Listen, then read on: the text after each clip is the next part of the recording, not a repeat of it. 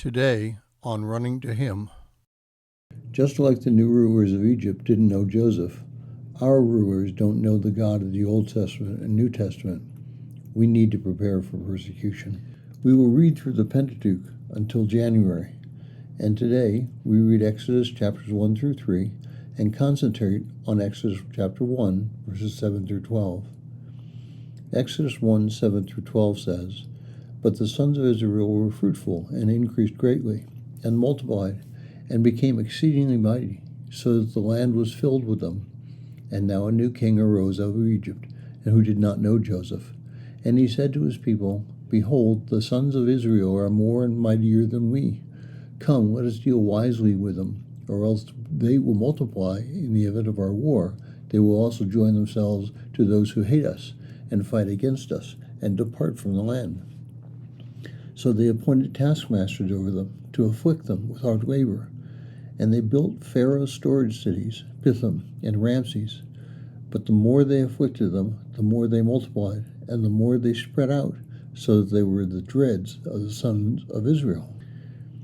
Now we move to a new time in Israelite history. It's been almost 400 years since Jacob and his son joined Joseph in Egypt.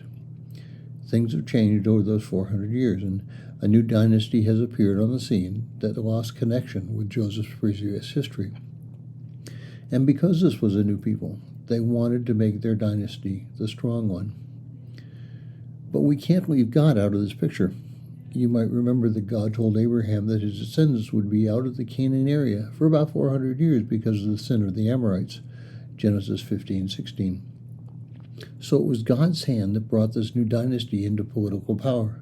God was preparing the Israelites to leave Egypt. So the first step of that preparation was to forget history.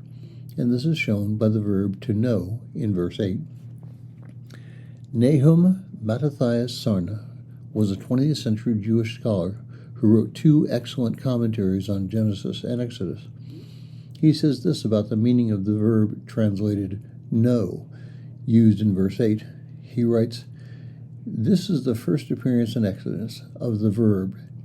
It is a key in the term of the Exodus narratives, occurring over 20 times in the first 14 chapters.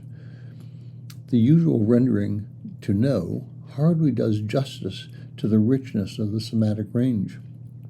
In the biblical conception, knowledge is not essentially or even primarily rooted in the intellect and mental activity.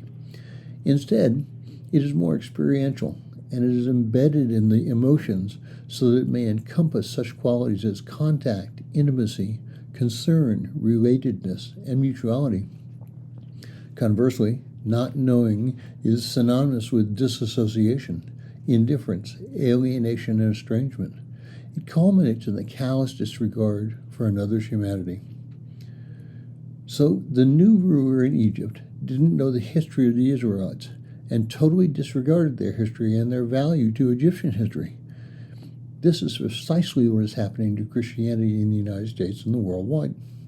Last Sunday, a sermon was preached in Scotland in which the gas that Jesus received when the spear was thrust into his side was acquainted with Jesus being a transsexual. Many of the congregants were aghast, and this morning, the bishop of the priest who gave the sermon stood beside what the priest said. Our theology, our righteousness, is being denigrated because people do not know the God of the Old Testament and the New Testament.